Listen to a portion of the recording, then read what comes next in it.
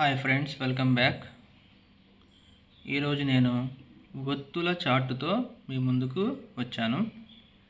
ఒత్తులు ఇవి కూడా మనం తెలుగు అక్షరాల తర్వాత గుణింతాలు, గుణింతాల తర్వాత ఒత్తులు ఇవి కూడా చాలా ఇంపార్టెంట్.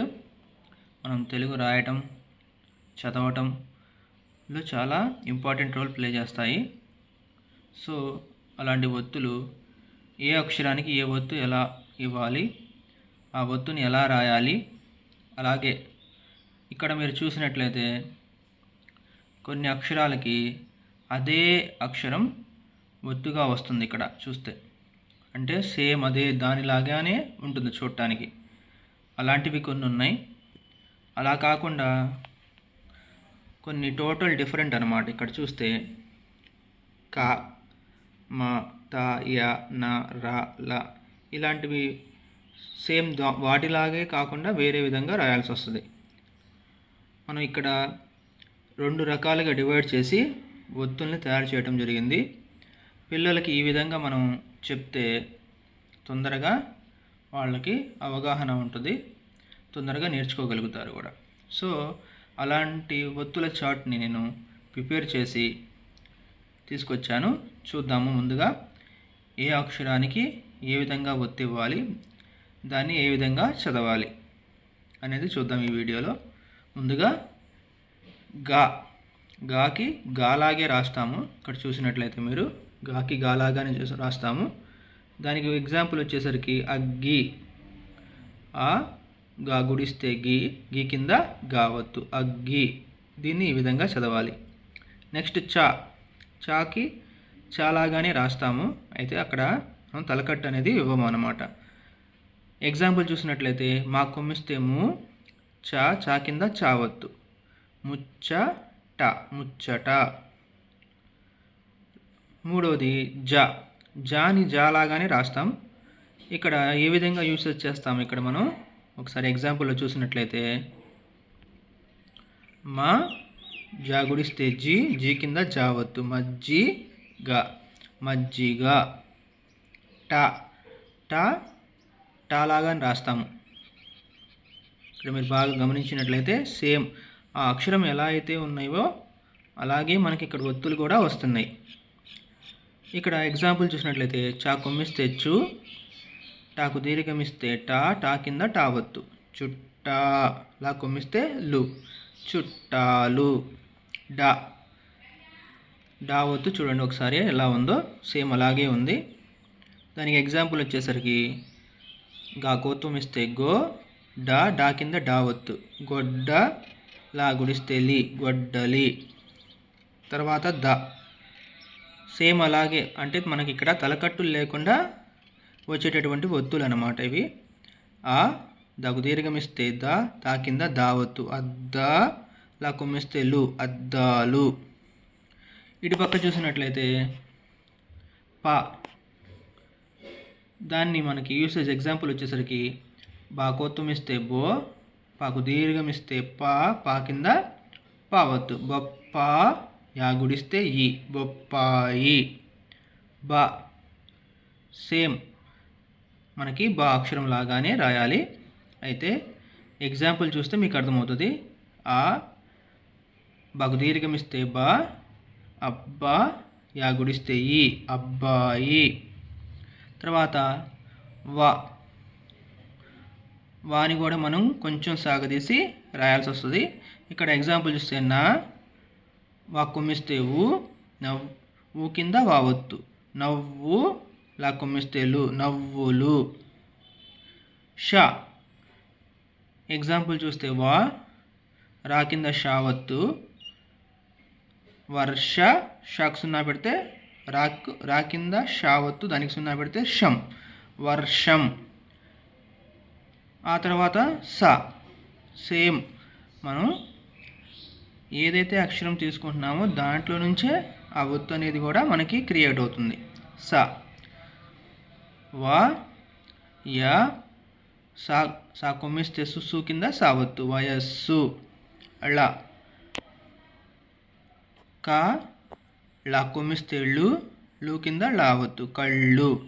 ఈ విధంగా మనం సేమ్ అవే అక్షరాలకి అవే దాదాపు దాంట్లో నుంచే మనకి ఆ అచ్చులనేవి ఒత్తులనేవి ఉండటం జరుగుతుంది.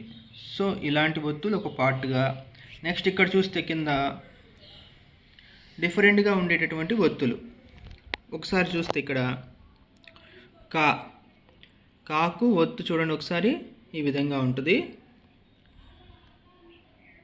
దానికి ఎగ్జాంపుల్ వచ్చి అరటి, అరటి తాకోత్తం ఇస్తే తో, కా కింద కావత్తు, అరటి తొక్క.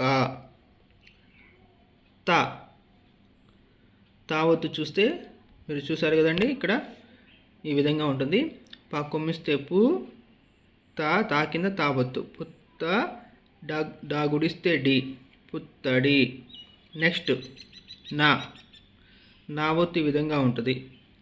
దానికి ఎగ్జాంపుల్ వచ్చి చాగుడిస్తే చి, నాకు దీర్ఘమిస్తే నా కింద నా ఒత్తు, చిన్న, టాగుడిస్తే రి, చిన్నారి. ఇక్కడ చూస్తే మా ఒత్తు ఈ విధంగా ఉంటుంది. మాని దానికి ఎగ్జాంపుల్ వచ్చేసి మా కొమ్మిస్తే ము కింద మా ఒత్తు, తమ్ము, డా కొమ్మిస్తే డు, తమ్ముడు. యావత్తు దానికి ఎగ్జాంపుల్ వచ్చేసరికి రాకోత్తమిస్తే రో, యా కింద యావత్తు, రొయ్య. ఇక్కడ రావత్తు చూస్తే మా రాగుడిస్తే రీ కింద రావత్తు, మర్రి. లావత్తు ఈ విధంగా ఉంటుంది. దాని కింద ఎగ్జాంపుల్ చూస్తే పాగుడిస్తే పి, లాగుడిస్తే లీ కింద లావత్తు, పిల్లి. సో పిల్లలు ఫస్ట్ ఈ విధంగా రికగ్నైజ్ చేసి చదవగలగాలి. అరటి తొక్క, పుత్తడి, చిన్నారి, తమ్ముడు, రొయ్య, మర్రి, పిల్లి. ఈ విధంగా చదివి బాగా ఆ గుర్తులు అనేవి వాళ్ళు గుర్తు పెట్టుకోగలగాలి. ఆ తర్వాత ప్రాక్టీస్ మీద మనకి సెంటెన్స్లో ఆ ఒత్తులు ఎక్కడ వచ్చినాయి అనేది, దాన్ని ఎలా చదవాలి అనేది మనం నేర్పించాల్సి వస్తుంది. ముందుగా పిల్లలకి ఒత్తులు ఒక సెంటెన్స్ కానీ లేదా ఒక పారాగ్రాఫ్ తీసుకొని మీరు నేర్చుకున్న ఒత్తులు ఏం ఒత్తులు అయితే నేర్చుకున్నారో అవి మీరు గుర్తుపెట్టమని చెప్పి డ్రిల్లింగ్ ఇవ్వచ్చు మనం. లేదా ఒక వాక్యం ఇచ్చి దాంట్లో పావొత్తు ఎక్కడ వచ్చింది లేదా దావొత్తు ఎక్కడ వచ్చింది అని చెప్పి ఒక పర్టికులర్గా ఒక ఒత్తు గురించి మనం అడిగి వాళ్ళకి నాలెడ్జ్ని పెంచవచ్చు.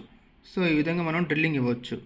ఇక్కడ చూస్తే గొప్పలు చెప్పుకోకు, ముప్పు కలుగు నీకు, మాట తప్పవద్దు, మంచి విడవవద్దు, పెద్దవారి మాట చెద్దన్నం మూట. ఈ విధంగా మనకు వాక్యాలు. వీటిలో ఏ ఒత్తులు వచ్చినాయి అనేది గుర్తుపట్టమంటే పిల్లలు చక్కగా గుర్తుపడతారు. సో ఈ విధంగా మనం ఒత్తుల కాన్సెప్ట్ని పిల్లలకి నేర్పించాలి.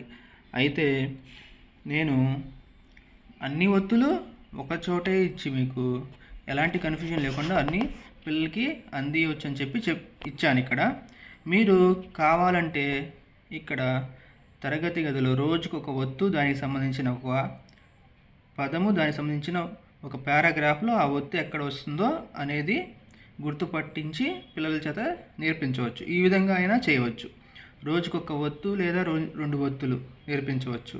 లేదా ఈ విధంగా అన్ని ఒత్తులు వాళ్ళకి డ్రిల్లింగ్ ఇచ్చి ఒకలాగా ఉండే ఒత్తులు ఒక చోట, వేరేలాగా ఉండే ఒత్తులు ఇంకో చోట ఇచ్చాను కాబట్టి ఎలాంటి కన్ఫ్యూజన్ ఉండదు. ఈ విధంగా అయినా నేర్పించవచ్చు. సో క్లాస్ రూమ్లో మనకి ఏ విధంగా అయితే పిల్లలు నేర్చుకుంటారో, వాళ్ళు ఎలా నేర్చుకోవడానికి ఇంట్రెస్ట్ చూపిస్తున్నారో అలా మనం వాళ్ళకి నేర్పించాల్సి ఉంటుంది. సో ఇది ఒత్తుల కాన్సెప్టు.